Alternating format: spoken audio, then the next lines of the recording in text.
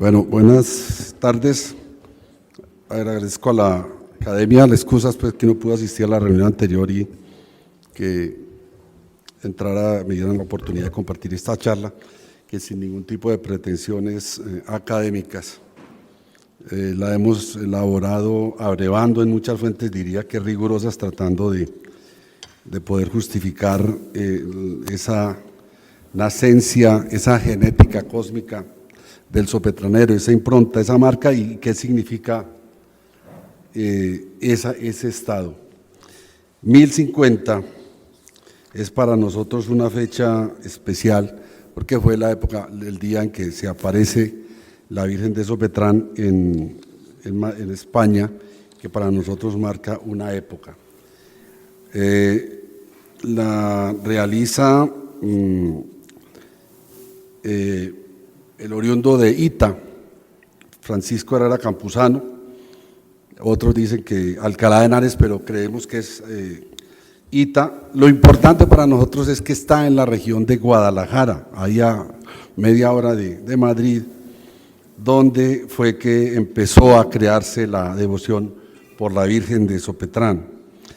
Este Sopetrán, el objetivo es mostrar el momento en que se aparece la Virgen y las incidencias. Ese aparece en el cuaderno de Medellín, hay derecho de autor, qué pena. Y vamos a arrancar mostrando rápidamente, porque sé que el tiempo es corto, el escenario. Lo primero es lo de Sopetrán en España, es mostrar cómo todas las culturas pasaron por el vientre de España y se llegaron aquí. Los tres mares, ser la entrada estratégica de toda Europa y esa cercanía con África. Y vamos a mirar brevemente las diversas guerras, tanto religiosas que influyeron. La primera civilización que hubo allí, que fue la de los tartesos, 1050, 1100 antes de Cristo, decían los griegos que era la más importante civilización y la mejor, y algunos inclusive sueñan o dicen románticamente que allí estuvo ubicada la Atlántida. Luego los fenicios rápidamente los tartesos, ya luego los fenicios, vocación comercial, ellos no iban donde no había quien comprara. Empezaron la historia documentada de España, trataron de adivinar el nombre de España con Hispania, o sea, tierra de conejos, que era que lo planteaban, su vocación de conocer las cosas del cielo, como buenos comerciantes todos lo copiaban. Este es el mapa pues, del dominio de los fenicios.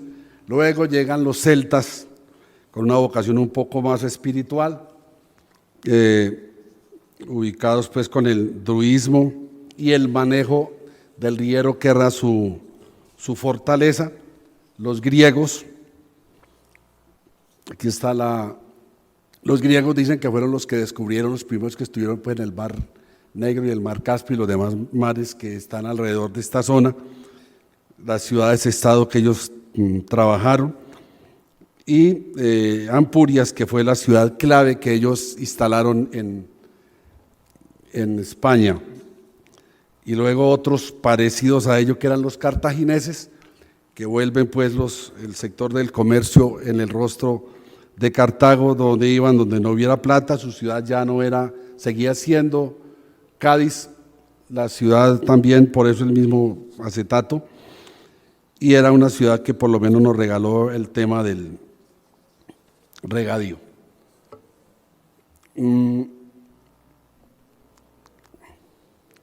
Vamos a mirar la Segunda Guerra Púnica, donde se convierte a España en un centro de guerra entre los romanos y cartagineses. Se vencieron los cartagineses, 3 guerras se dieron.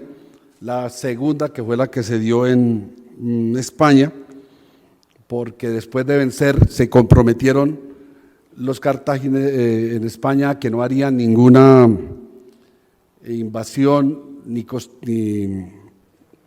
entonces se metieron a Sagunto, que fue un momento especial porque Roma quería la guerra para destruir a Cartago y Cartago les dio la oportunidad. Simplemente tocamos esto porque hay dos hechos que son importantes de trabajar en esta pelea. En una de las batallas los romanos eran superiores y Aníbal trató de contrarrestar esa superioridad y de una entró 80 elefantes de guerra y los romanos toda esa fortaleza se las destruyeron espantándolos con las trompetas que los hizo desbocar en contra de ellos mismos. Y también es bueno aquí tocar el tema de que entre esa guerra de Roma y Cartago entraron a Siracusa y allá murió el inventor pues Arquímedes. Después ya se da la conquista de España por parte de Roma con la derrota de los romanos rápidamente y se nos da algo que es simbólico de mucho dolor y es la guerra de la destrucción de Numancia, que era la ciudad a la que se tenía los romanos, aspiraban, pues el compromiso de Roma era que no la tocaran y la tocaron y entonces los españoles se acuartelaron en esta ciudad y no dejaron durante 20 años que los romanos llegaran. Fue una guerra realmente demasiado dolorosa y aquí también se dio el mismo fenómeno, pero al revés, donde llevaron 11 elefantes, ya los que lo llevaron fueron los romanos y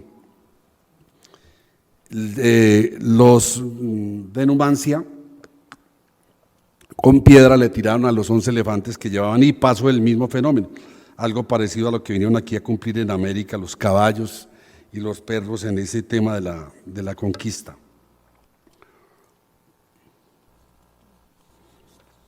Luego vamos a mirar lo del apóstol Santiago en el 62.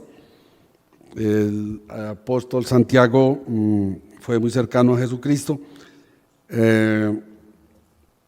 se desanimó, la Virgen del Pilar se le apareció, lo animó y siguió adelante. Con ella hay una pequeña disputa porque en 1500 en España se hizo casi una especie pues, de concilio a ver quién iba a ser la reina de España y las dos candidatas eran la Virgen del Pilar y la señora de Sopetrán. Nuestra señora de Sopetrán, que era la mora, y la de España, pues la otra, y lógicamente pues ganó la del Pilar por la connotación y todo el prestigio que había.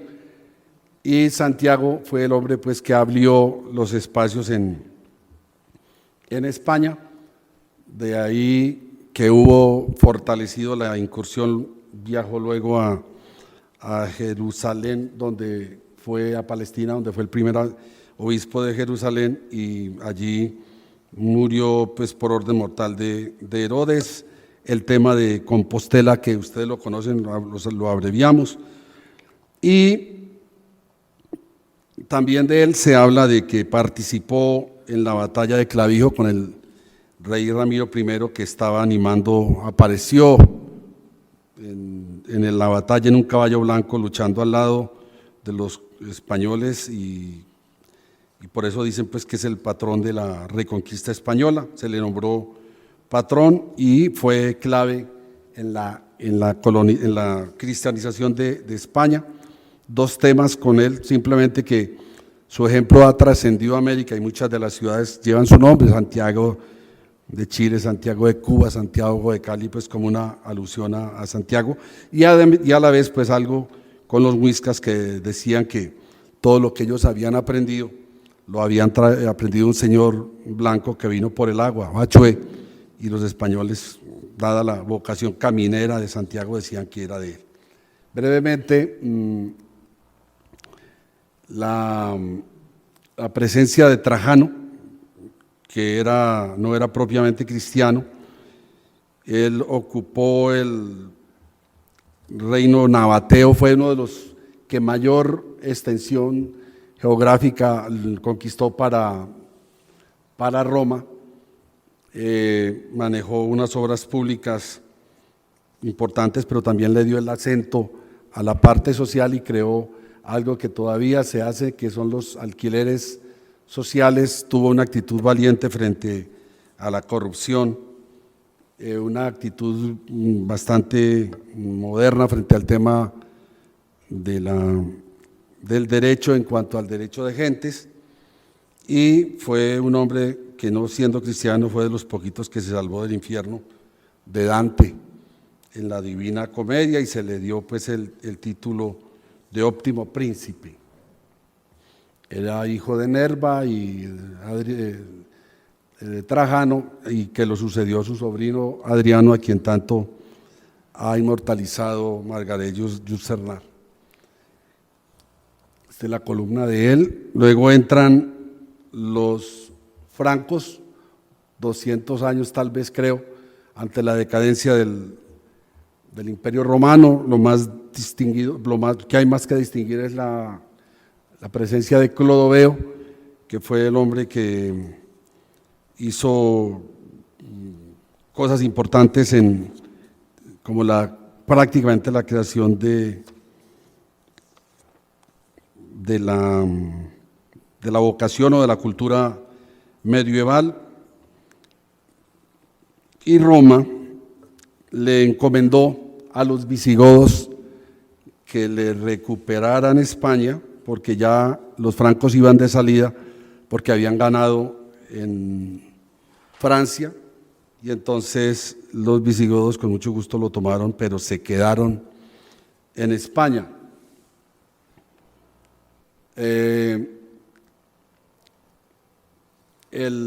La persona más importante que hubo pues fue Leovigildo.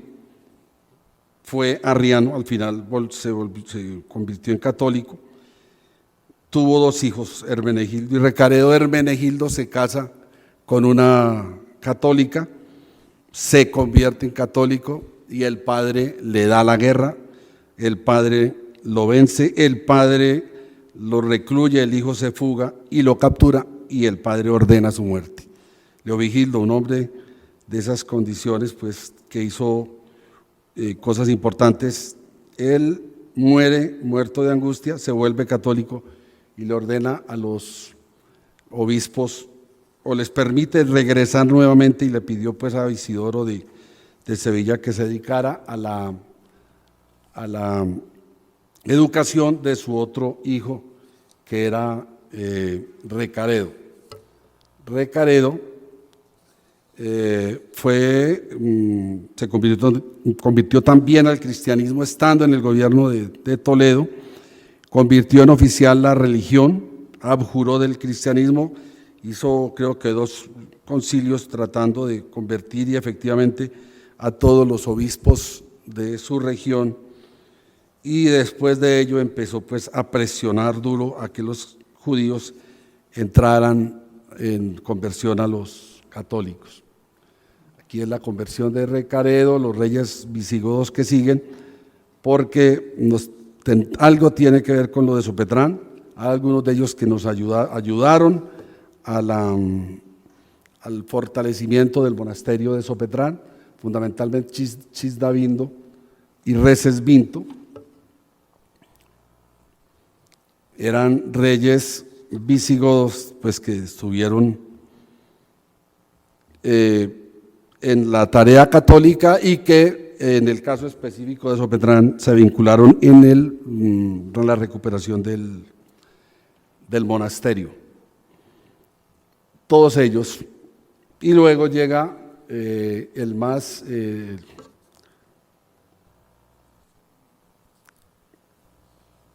llega Wamba, que es un rey visigodo mayor de edad, llegó a los 72 años en ese tiempo, y estuvo en el concilio de Toledo, donde trató de corregir muchos abusos de sacerdotes, y este rey fue drogado para tonsurarlo y llevarlo directamente a un monasterio para que el siguiente llegara. Y el que llega es Witiza, quien quería que su hijo Aquila llegara al trono, pero los demás nobles eligieron a Rodrigo. Witiza se alió, se rebeló contra esa decisión, se alió con el obispo y pidieron a los árabes que le ayudaran a combatir a don Rodrigo. En 711 llegaron a España, cruzaron el estrecho de Gibraltar, invadieron a España y derrotaron al rey don Rodrigo. Ya en este momento entonces, ya sin pelear, España, sin pelear casi diríamos, se apoderaron de España. Pero hay algo importante que queremos tocar en este tema, y es una investigación que creemos que le vamos a poner una ampliación de la investigación, y es que la persona que llegó de los musulmanes a España, invitados por Aquila, fue un señor Tarik, que tenía el visto bueno de su gobernador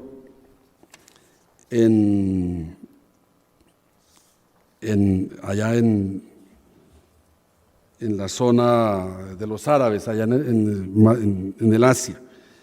Tarik llegó a España, hizo lo que tenía que hacer, que habían llegado pues con el compromiso de invadir a España, llevarse unos bienes y dejar luego que el otro señor Witiza o su hijo se quedaran gobernando. Tarik no se devolvió, siguió hacia Toledo porque le habían dicho que ahí había muchos tesoros, inclusive dice que encontraron más de 24 coronas del rey Rodrigo. Reunió a los judíos en Toledo, lo animaron para que siguiera la conquista de España y le prometieron ayuda intelectual, y lo único que le dijeron que le iban a entregar a él, Tarik, la mesa de Salomón que ellos estaban custodiando. Así pues, los judíos también de manera indirecta terminan siendo claves en la implantación del Andalus o la presencia de los árabes en España. Los judíos no le dijeron dónde estaba, sino que lo orientaron. Le dijeron que debía de coger la ruta de Zulema, que queda por la zona de Torija, y la ruta de Zulema aparece descrita por Cervantes en el Quijote. Pero además hay algo que nos tiene que ver con lo que estamos tocando, es que hay un tramo de la carretera que se llama Zulema, y también se llama Zulema en homenaje a Zulema, que es la princesa Zulima o Selima, que era hija del rey Al-Mamun, que pensando que a ella también le podía pasar lo mismo que le pasó a sus hermanos, la Virgen se le iba a aparecer. Ella, la princesa, pues preguntaba pues con lágrimas que cómo vería a la Virgen, y después parece que lo pudo ver en Brihuega, donde se le apareció la Virgen de la Peña, en cuya iglesia fue enterrada. Y finalmente en este tema encontramos que en ese pueblo Torija existía una encomienda templaria, y parece que frailes se vincularon allá, conviviendo fraternalmente con los habitantes y ganándose su confianza para tratar de escudriñar si efectivamente podían tener acceso a la mesa de Salomón. Musa, que era el gobernador que le había dado permiso a Tarik, molesto porque no le reconocieron que él también había participado, dicen, estamos en esa investigación, que ordenó que los cristianos llevaran en su nombre el nombre que tienen ahora los católicos árabes que se vuelven católicos, que son los que se llamarán los musárabes. Y ya finalizando el tema de la mesa de Salomón, pues hay que plantear que los romanos saquearon el templo de Salomón cuando pasan por Egipto, lo dejan por ser una reliquia sagrada, pero luego, al ser conquistado nuevamente Egipto por los musulmanes, un grupo de cristianos huyen con la mesa de Egipto hasta Toledo y a ese municipio de Torija. Lo tocamos porque pues tiene que ver con el tema de Sopetrán.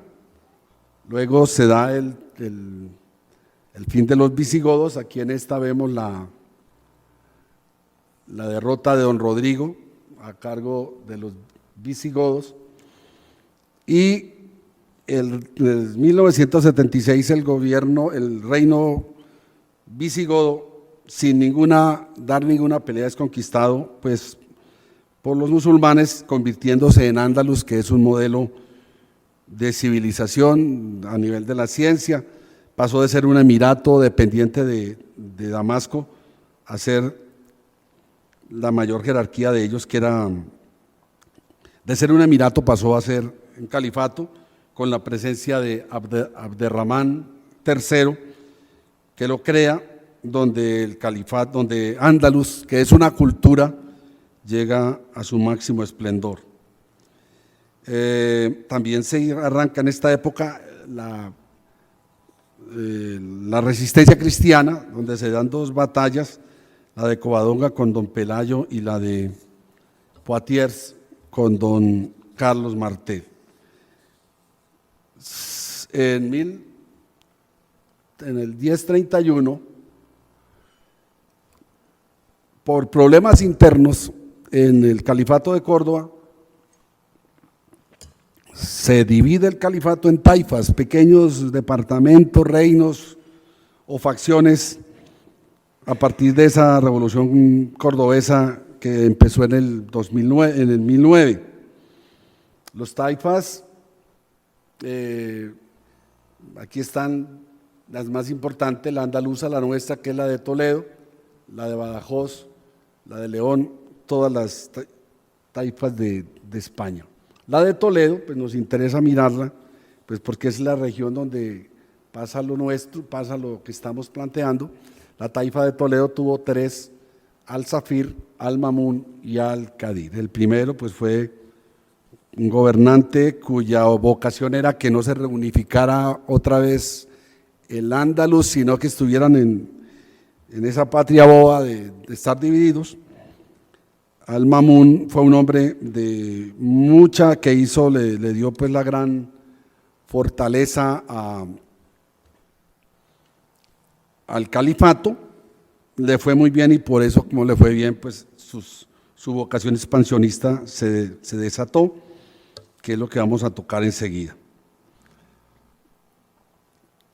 Antes de llegar pues al tema clave, otro de los protagonistas del tema que vamos a tocar es Fernando I, que fue el rey que se opuso, que peleó duro contra Al-Mamun, que fue a quien se le aparece el padre del hijo, el padre de Ali Maimón, a quien se le aparece la Virgen de Sopetrán, y el rey de España, Fernando, reparte entre sus hijos los tres reinos. Sostuvo guerras con Al-Mamun, en algunas partes también tuvo espacios de paz, le acogió a su hija, que después fue Santa Casilda, y Al-Mamun, pues guerrero, pero negociaba, tuvo el gran golpe de que su hijo y sus dos hijas se convirtieron al cristianismo, pero a pesar de eso siguió peleando.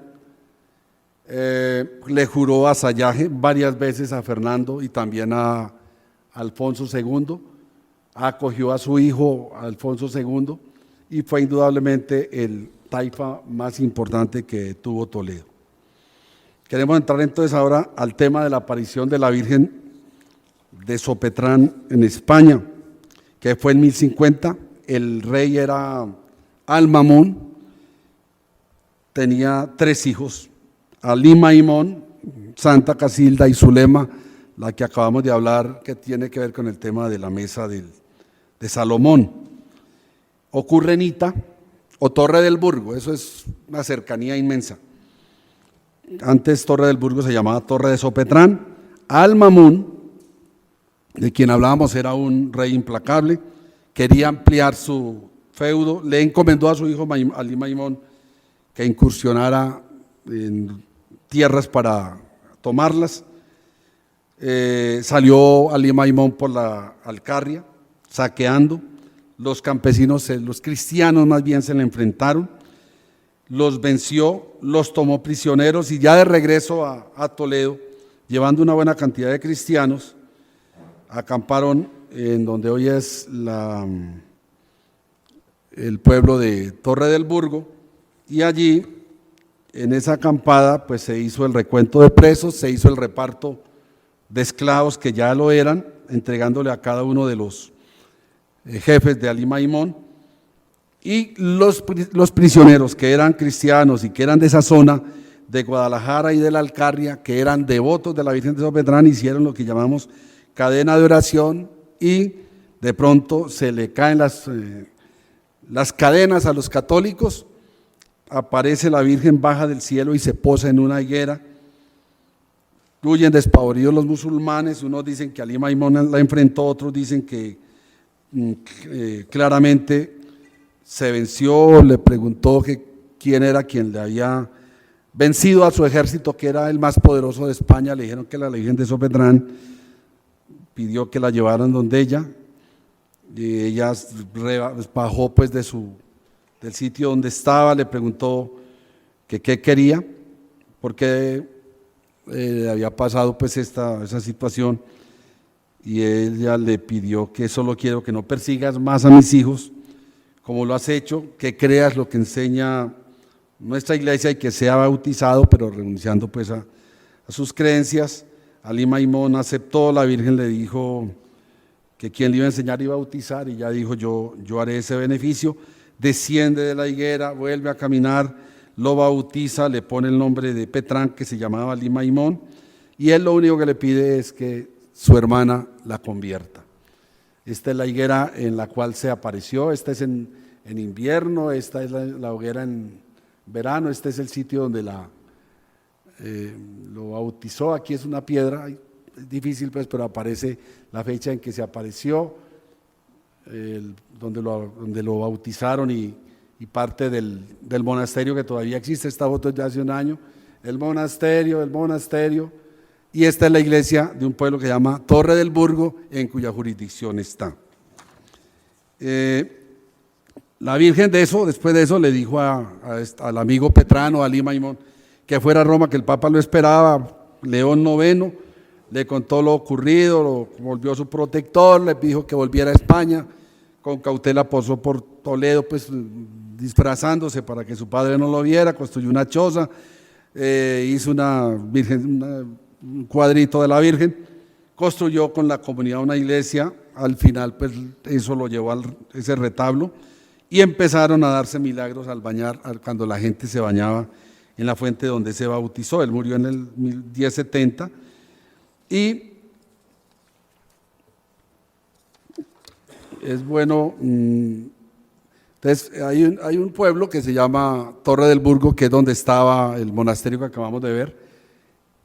Este es un pueblo que es un pueblo pequeño, en cuya jurisdicción de él y de Ita está el monasterio, y se apareció la Virgen. Esta es el santuario de la Virgen, y este es una cueva celtibérica que hay en la finca o casa de Julies Sopetrán, que estuvo aquí reunido con nosotros. Estos son cuadros que se encontraron allá, que cuando las múltiples invasiones que hubo, trataron de cuidarlos. Estos cuatro, estos dos y estos dos, los hizo lo que allá llaman el maestro de Sopetrán. Están en el Museo del Prado, los vimos, y en este tríptico que hicieron, me dicen que está en Nueva York, también representando a la Virgen, pero ese sí no lo conocemos. Y a la vez hay otro pintor famoso que era Jorge Inglés, quien también pintó toda esta historia. Y encontramos la historia de todo lo que hemos hablado, la historia de este monasterio, escrita por Fray Alonso de 1676. Y encontramos esto que para nosotros es de mucha importancia, y es una obra de teatro escrita por Pedro Calderón de la Barca, La batalla de Sopetrán, que cuenta la historia, toda la historia que hemos estado contando. Algo que vale la pena contarles es la historia de Saquia, que era un maestro que vivía en Cuenca, cerca a la Torre del Burgo. Su esposa se llamaba Fátima y él tenía sus veleidades musulmanas, y entonces en su delirio se creyó que él era delegado o profeta de Mahoma, y dio peleas, y le dio una pelea dura durante 9 años al califa de Córdoba, y casi todo su tiempo estuvo ubicado en Torre del Burgo o en Sopetrán, que esa zona tiene varios nombres. Y esto también, para pasar a otra parte, es que en esta zona estuvo en varias ocasiones don Hernando Colón, y que en su obra Cosmografía habla de Torre del Burgo de Sopetrán, habla del milagro de Sopetrán, etc. Alí Maimun, el jeque de Córdoba, tuvo los 3 hijos. Alí Maimun, que se le volteó pues para el cristianismo, él le pidió a la Virgen que a su hermana la convirtiera, y esa hermana fue Santa Casilda, una mujer muy especial. Su nombre en árabe es Casida, que significa cantar o verso con alas de canción. Esta niña se convirtió, quiso ayudar, iba a llevarle a los detenidos en su enfaldo comida. Su padre empezó a dudar. Este es el pueblo donde ella vivió, en Briviesca. Esta es la foto de Santa Casilda, y este es uno de los múltiples cuadros que vamos a hablar. Ella en su cuadro, en su enfaldo, en su falda, pues, ¿cómo se llama esto?, llevaba panes y comida para los cristianos, y su padre sospechó, le dijo: hija, ¿qué llevas? Le dijo: rosas. Abrió el enfaldo, eran rosas. Listo, siga. Y la niña siguió a visitar a los detenidos, y otra vez se le convirtieron en alimentos. Este simple hecho ha sido llevado a muchas partes, es decir, en las pinturas, lo que les acabo de mostrar para agilizar, aquí aparece pues la famosa reina de España con la obra. Este es de Eusebio López, este es de José Nogales. Entonces, en pintura hay mucho de ella, y en literatura, algo que me pareció importante, y era que Rafael Alberti, que no es propiamente un católico militante, escribió ese libro que está arriba, que se llama Santa Casilda, y que aspiro ahora, antes de Semana Santa, que nuestra amiga Julie, que viene alguien de allá, nos la envíe. Pero además, fuera de Alberti, está Félix López de Vega, y otro montón de obras de Tirso de Molina. También tiene una obra que se llama Los Lagos de San Vicente, refiriéndose al sitio donde ella fue a refugiarse. Y nos cuentan que ahora el señor Fernando Botero, como hizo una colección de pinturas que se llama Kama Sutra, para reivindicarse hizo una de santas, y vi por la prensa, no lo hemos confirmado, que hizo como de 20 santas, y entre ellas incluyó a Santa Casilda. Es decir, alguna magia tiene esta santa, que es la hermana del cacique Petrán, del jeque de cuyo nombre en parte provenimos. Después de que se toman Sopetrán, de la aparición de la Virgen en Sopetrán, que se vence al hijo del supremo jefe de Córdoba, pues sigue la pelea con Córdoba, y aparece el rey hijo de Fernando I, Alfonso VI. Una pelea larguísima. Fernando I le deja a sus hijos, a Sancho le deja Castilla, a Alfonso le deja León y a otro García le dejó Galicia. Muere este señor y apenas muere la mamá, empiezan la pelea entre ellos y Sancho lo vence, lo ponen detenido, vuelven a segunda pelea y en una de esas a Sancho lo matan. Alfonso accede al trono, pues al fin y al cabo era el heredero, y para su posesión es cuando se da la famosa jura de Santa Gadea. Este es Toledo, y es cuando el Cid Campeador le dice a Alfonso VI, que fue un gran benefactor del monasterio de Sopetrán, que fue un adalid del cristianismo, que lo hizo jurar. Eso es lo que dicen, pues está dividida la historia, unos la plantean que el Cid Campeador es un mito y otros plantean que es un mercenario, pero nos montamos en el mito y entonces Cid hace pues que su jefe, el rey, jure ante la Biblia de que él no tuvo que ver en la muerte de su hermano y habiendo sido, lógicamente, el señor Cid Campeador vasallo del anterior.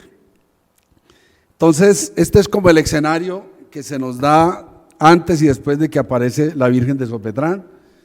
Después de eso, después de lo de la Virgen de Sopetrán, pues, y la toma de Toledo, que fue la ciudad más importante, a los 2 siglos se dan ya la consolidación de todo esto, el matrimonio de los reyes católicos, el reino conjunto de Castilla y Aragón y la toma de Granada y el descubrimiento de América.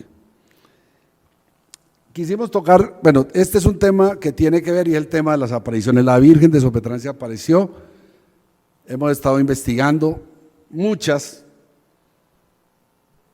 pero la más importante es la de Virgen del Pilar para España y la segunda es la nuestra. Son cerca de 1500 apariciones. Hemos estado mirando la fortaleza o el soporte en que la iglesia se basa para refrendar una aparición de estas y no sé si por pereza o quién sabe que la aparición de la Virgen de Sopetrán no aparece registrada.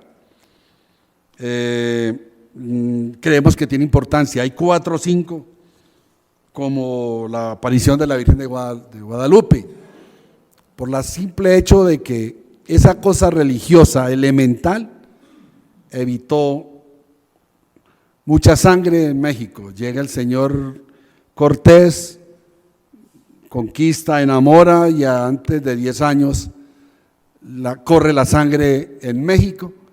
Ya los indígenas no querían procrear para que sus hijos no tuvieran que vivir en una situación tan elemental y es cuando se aparece pues la Virgen de Guadalupe al indígena y van donde el obispo Zumarraga, en fin, y se da todo ese proceso.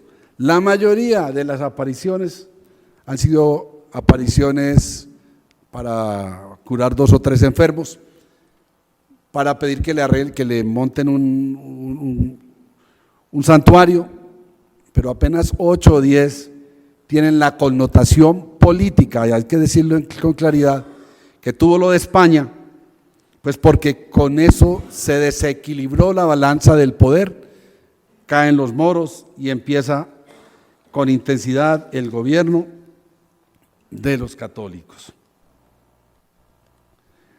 Los criterios, pues creo que no hay tiempo de ponernos a hablar cuáles son los criterios que se tienen para las apariciones, pero sí quisiéramos tocar este tema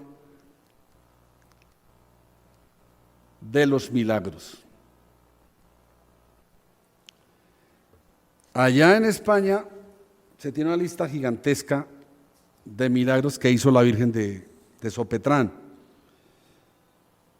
En el 1265 el obispo de Toledo lo refrendó, aunque después, 200 y punta de años en plena vigencia del conde de Santillana, que estaba en pleno apogeo en todo orden en el monasterio de Sopetrán, otro obispo prohibió que la advocación de la Virgen de Sopetrán en Toledo, yo creo que más bien por razones de envidia o de plata o de donaciones, que es lo que dicen en la iglesia. Allí no se habla de plata sino de donaciones. Y allá pues los milagros son bastantes. Al rey Alfonso VI, de quien hemos hablado, lo liberó de caer en las garras de un oso. Son cerca de 80 milagros que tenemos y enseguida vamos a mirar los de Sopetrán. Lugares de devoción de la Virgen de Sopetrán. Bueno, en Jarandilla, un pueblo que vamos a ver enseguida, lo libró de la peste con un cuento muy bello. El pueblo de Atienza, niños que caían a los pozos, una serie pues grande de milagros. Lugares de peregrinación de la Virgen o donde se le da, donde hay devoción por ella, este pueblo que es Ita, conocido pues por ser la tierra de don Juan Ruiz, el archipreste de Ita, el libro del Buen Amor, y uno de los mejores tratadistas de teatro, que era don Manuel Criado del Val. En este pueblo concretamente es cuando se aparece la Virgen de Sopetrán. Ahí aparece el Marqués de Santillana. El monasterio de Torre del Burgo, que fue el que les mostré de todas las, donde están donde se le bautizó a la Virgen, es un santuario que fue erigido en el 461, todos los reyes visigodos, que ya lo planteé, lo montaban, lo destruían en las diversas acometidas que había, y las peregrinaciones fueron y son permanentes. Fui testigo hace 1 año y medio de ello. Uno de los visitantes era don Rodrigo de Bastidas, fundador de Santa Marta, quien estuvo allá. Los Mendoza lo apoyaron. Bueno, el apoyo de la familia Mendoza al castillo o al monasterio de Sopetrán fue muy importante, y hay un hecho pues que quiero resaltarlo, y es que en 1633, en medio de la crisis de parte y parte, tanto de los monjes como del gobierno, del ayuntamiento de Nueva Granada, de Guadalajara, que lo sostenía, acordaron que una forma de ayudarles era que le iban a entregar un hueso entero de uno de los brazos de San Benito, que era el patrono de la orden. Eso pues no es, yo lo tomé pues como con cierta angustia, pero después encontramos cómo la misma Santa Elena, por ejemplo, conseguía no amuletos, sino todos los objetos que pertenecían a Cristo y a los reyes. Y el mismo caso pues aquí en Colombia de Atanasio Girardot con su corazón. Otro pueblo es Jarandilla de la Vera. Allá hay un palacio donde estuvo el rey Carlos V antes de ingresar al monasterio de Yuste, un pueblo donde se dio una particular vinculación a la devoción de la Virgen. Esta es la capilla y este es el santuario, el altar mayor. Otro pueblo donde se venera a la Virgen es Almoharín. Este pueblo es la capital de los higos, que más producción de higos hace en toda Europa. Algunos plantean que Ali Maimón, el Petrán, se fue a refugiar allí, otros plantean que Ali Maimón siempre estuvo en Torre del Burgo. Tiene una iglesia en el área urbana y una capilla que es la ermita de Sopetrán. Todos estos pueblos tienen una zona que se llama Sopetrán. Este es la Virgen de Sopetrán en Almoharín, y este es un pueblo, este es Murcia, donde está la Virgen de Sopetrán, que se llama la Virgen de los Peligros, que está ubicada en un puente donde los ciudadanos van y rezan. Y finalmente, pues para que agilicemos lo de Madrid, que en todo el centro de Madrid hay una capilla, una capilla a la Virgen de Sopetrán que se llama Capilla, decirle a esta niña, la Virgen de Sopetrán, se llama Virgen de Sopetrán, y Nuestra Señora del Puerto está en todo el corazón de Madrid, entre la iglesia de Almudena, el Palacio Real, y atrás le da el río Guadalquivir. Bueno, esto es lo de España, pero queríamos 5 minutos, lo voy a resumir también, el tema de Sopetrán. Sopetrán, en sus 403 años de historia, ha tenido unas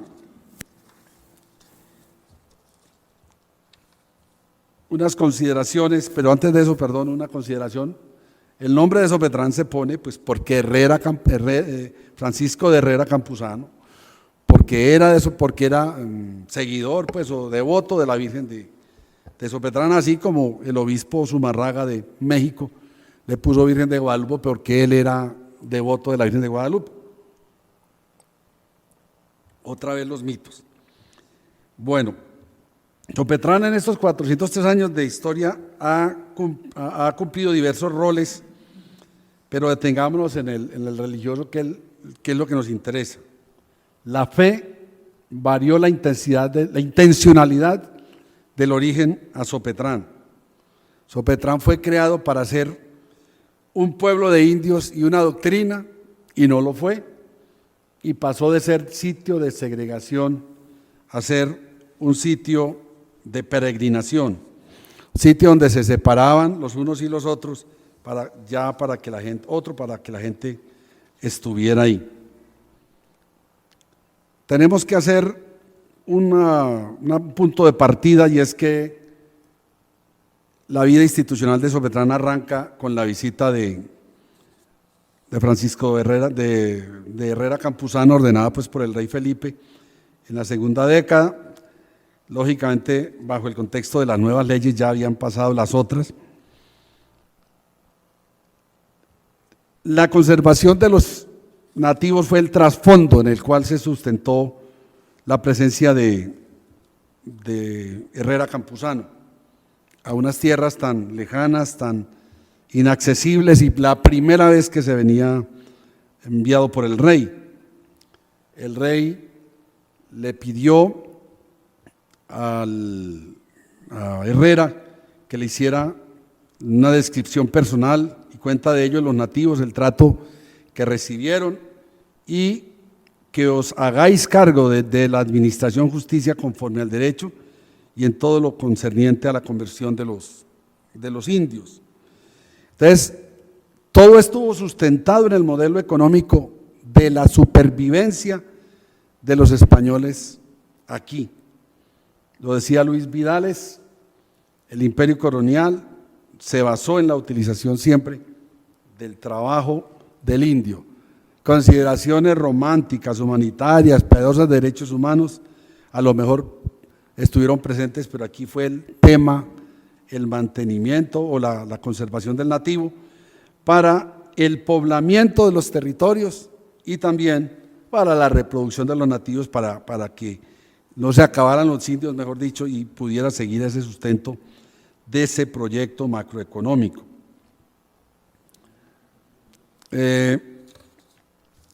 William Jaramillo plantea que la comisión de Herrera Campuzano fue un proceso jurídico importante, porque trató de que a los indígenas realmente se les respetara. Se hicieron citaciones, pláticas a parte y parte, a los indígenas como a los encomenderos, interrogatorio, cargo y descargo, fallo y recursos, como un sistema penal moderno. Lógicamente, pues se podrá decir que para efectos del mantenimiento, el buen mantenimiento de los nativos, pero era también la parte económica que hemos planteado. La frase pues de Rodrigo Zapata, que era el escribano, donde plantea pues que se le manda la fundación del pueblo Nuestra Señora de Sopetrán. es el único, en esta ocasión, el único pueblo donde se da un nombre español, Sopetrán de España, porque a San Jerónimo pues, le dieron un nombre y a San Lorenzo de Aburrá un nombre indígena también. Como doctrina de indios, bueno, plantea a Rodrigo Zaplata, plantea lo que hizo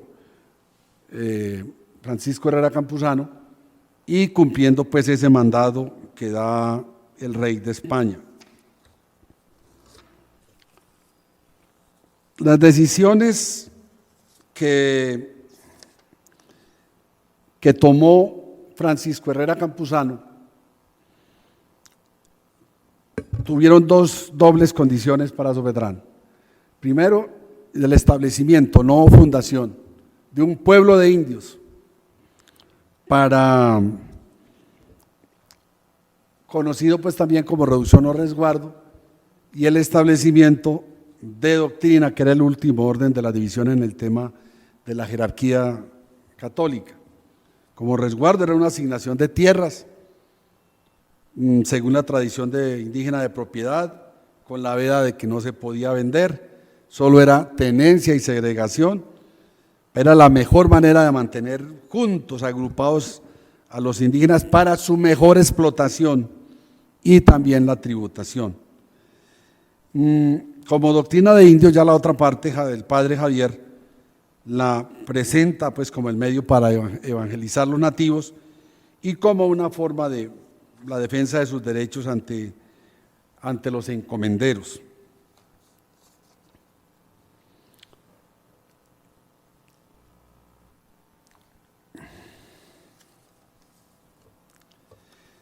De manera casi que simultánea con el establecimiento del resguardo en Sopetrán, se dio el hecho milagroso, el hecho místico del milagro. Traigo cuatro referencias, la de Lucas Fernández de Piedrahíta, que en una población de indios se venera la imagen milagrosa de Nuestra Señora de Sopetrán. La de Juan Flores de Ocariz, que también plantea que Nuestra Señora de Sopetrán, donde el oidor le creó y trajo la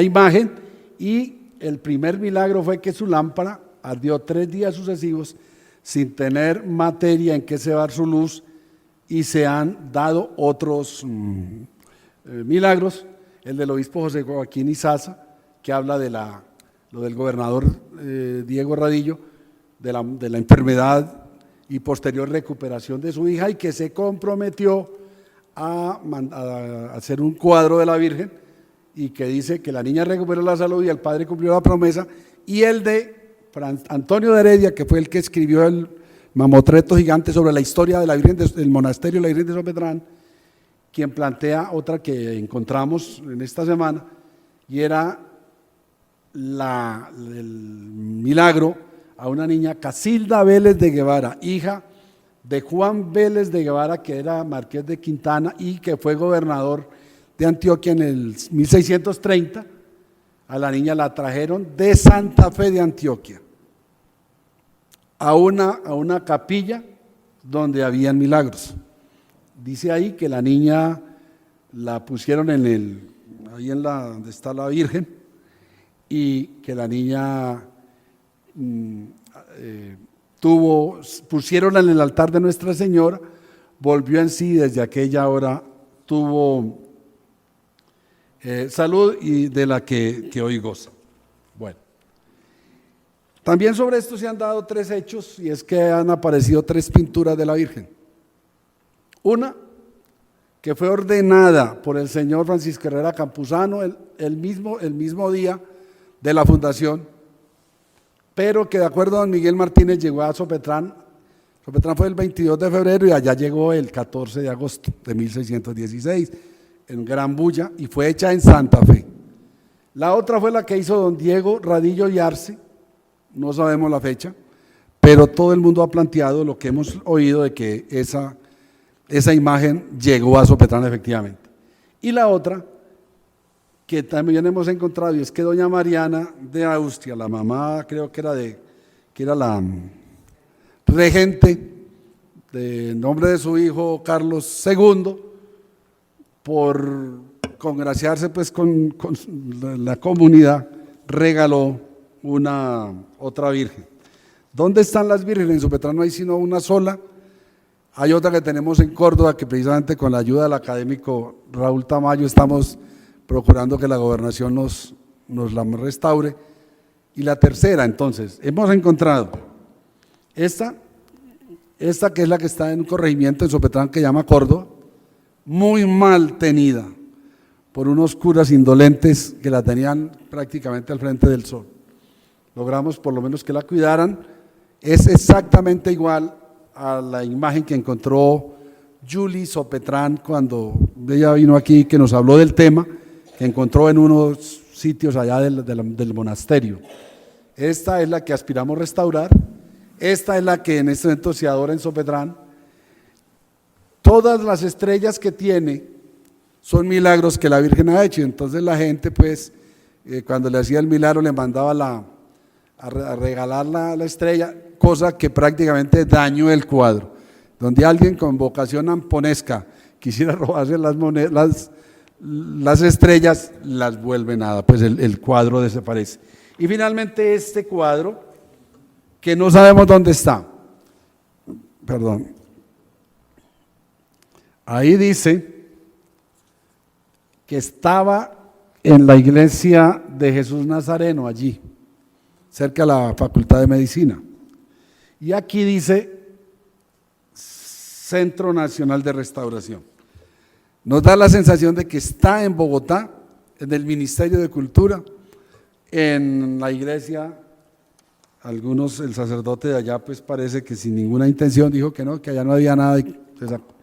Entonces tenemos tres imágenes y todas son similares pues como decía el libro que anteriormente vimos.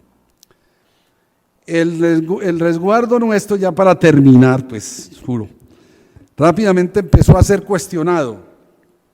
Muy poquitos indios en este superior mandato que el virrey le pide al gobernador de Antioquia, al gobernador, le pidió en el 30, o sea, del 11 al 30, 10 y punta de años, que hiciera una descripción de los indios y que los juntara con los de San Jerónimo. Acuérdense que el mismo día, o por lo menos en la misma semana o mes, Herrera Campuzano fundó a San Jerónimo Sopetrán y San Lorenzo de Aburrá.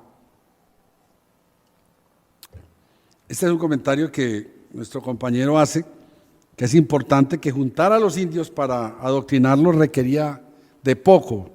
Una simple capilla donde el culto no sería lo más determinante y una jurisdicción que impidiera a los nativos salir de ahí y que prohibiera a mestizos y blancos estar allá.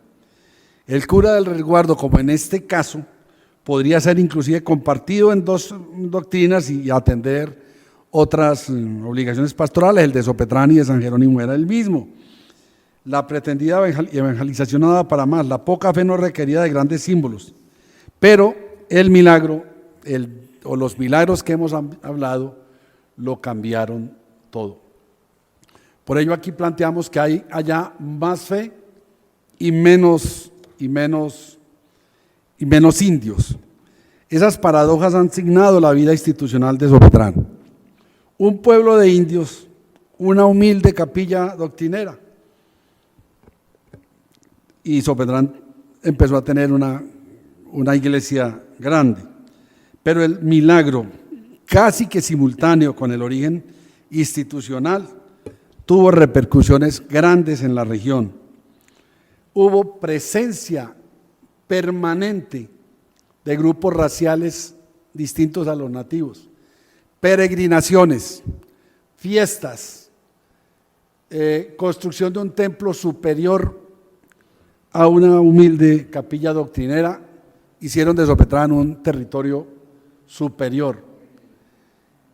Bueno, ya lo dijimos, que lo juntaran, y aquí Twinan plantea que Sopetrán era una región particularmente fértil, Los vecinos lograban 3 cosechas de maíz y frijoles en el año, así como otros productos típicos de la región.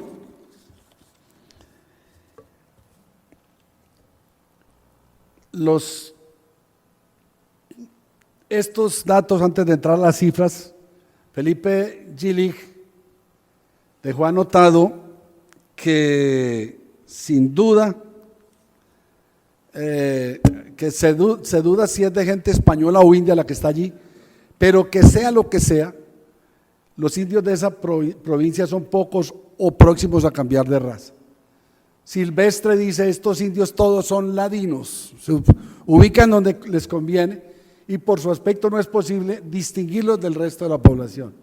Silvestre dice después en ese año, en el año 1986 creo, solo hay 50 tributarios caracterizados como rarísimos y que tienen abandonadas las tierras o arrendadas o dejadas a los colonos, pues a los libres.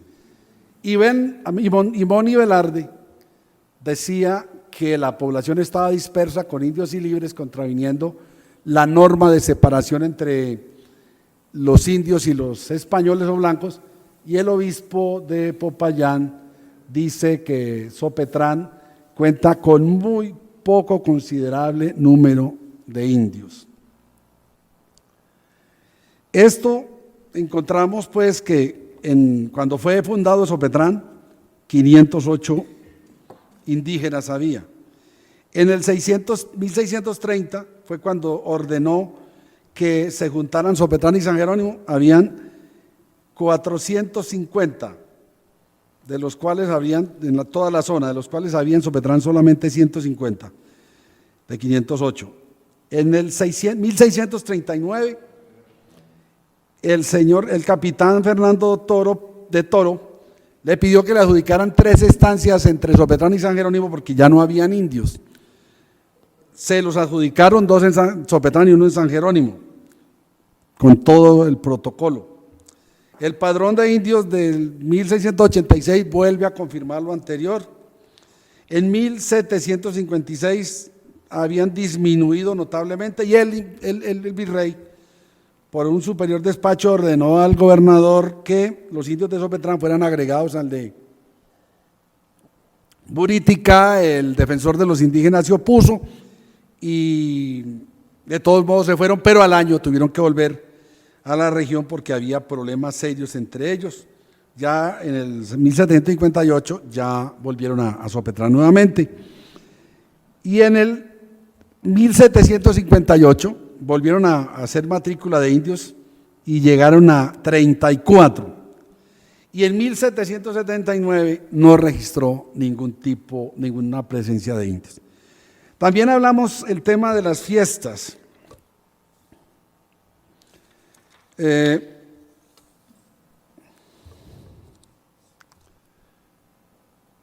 Era un sistema también para vincular y enamorar a los indígenas.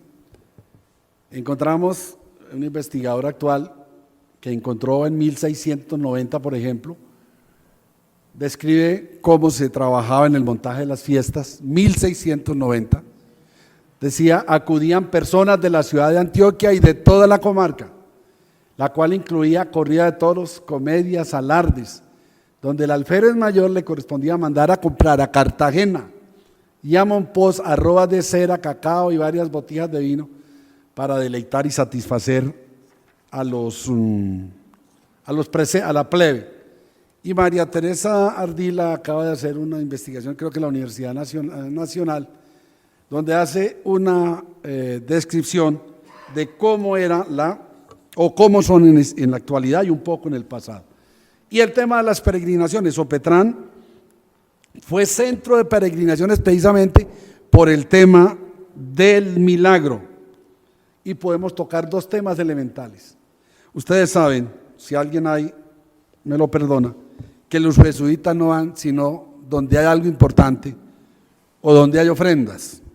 Pues en este caso, en 1645, a los 30 años de fundado Sopetrán, apareció don Juan de Rivera, que tiene un libro muy importante sobre la presencia de los jesuitas en Antioquia, en Colombia, estuvo en el Sopetrán e hizo una amplia exposición sobre Sopetrán.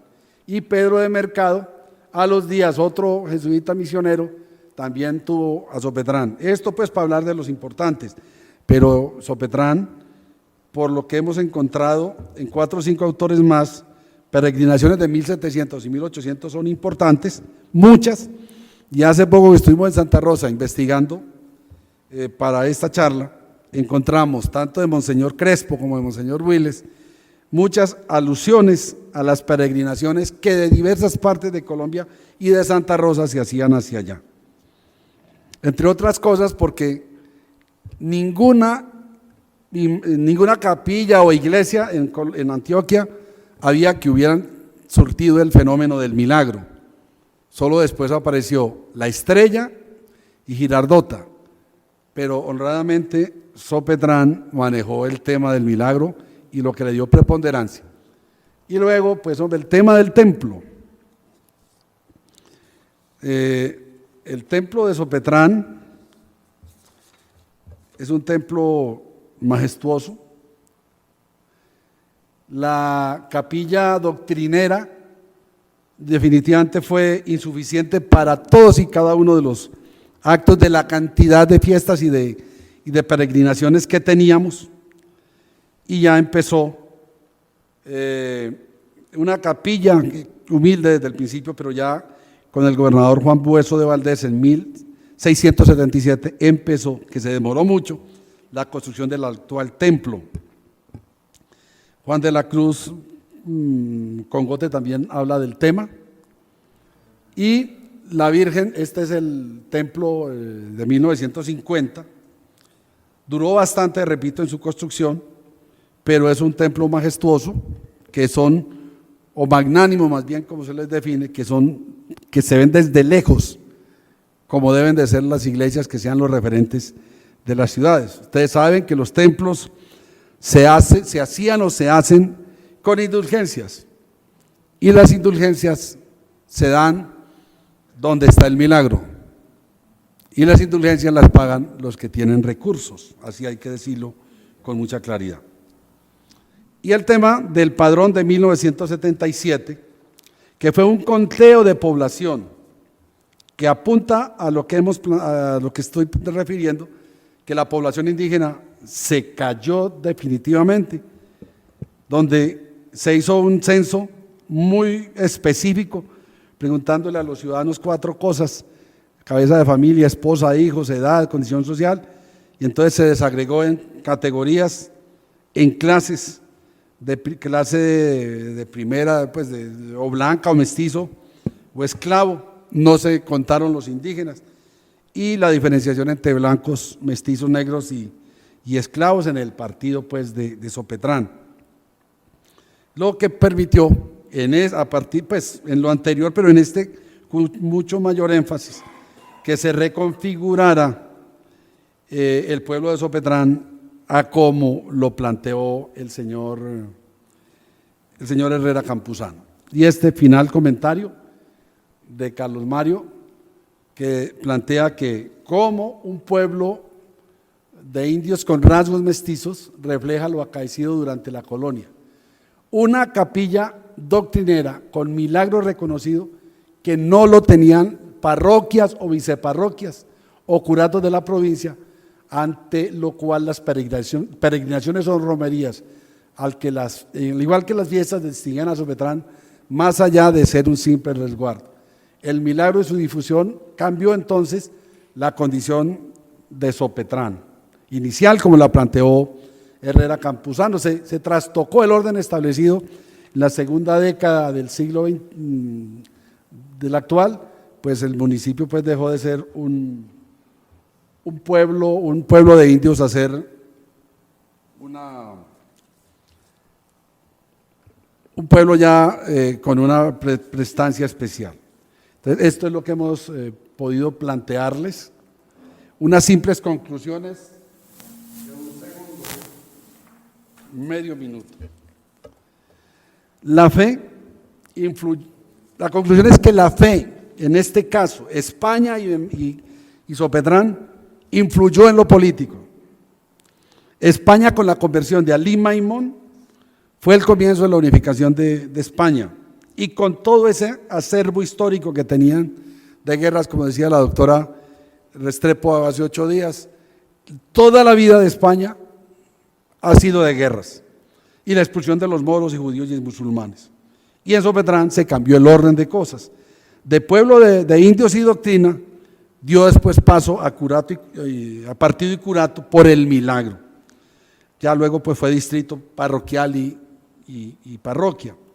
Y como en el Imperio Romano, los cristianos, de ser secta, o sea, una religión perseguida, pasó a ser la religión oficial del imperio. Así lo fue en España.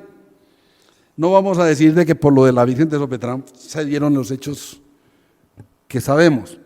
Nadie puede decir de que lo de doña Policarpa Salabarrieta o lo de Charalá fueron lo clave. Toda esa suma de hechos, toda esa concomitancia de hechos, ese eslabón histórico es lo que produce un resultado y que es el que he acabado de plantear. Además, conclusión, la Virgen unió a 2 países, Antioquia y a España. El sincretismo de las fiestas, hemos seguido con ellas, y como conclusión repito, de esa unión, en Sopetrán estamos trabajando en la hermandad con esas 6 ciudades. En las calles de Sopetrán tienen el nombre de allá y allá tienen nuestro nombre.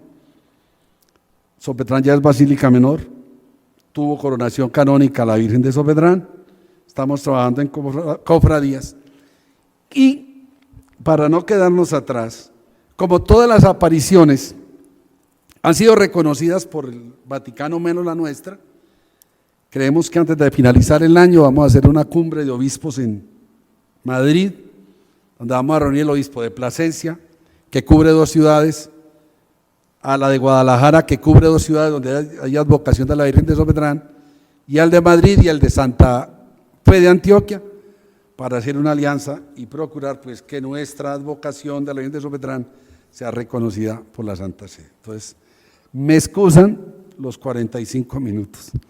Yo sé que me pasé, pero era lo que quería plantearles, advirtiendo que lo tuve que resumir. Muchas gracias.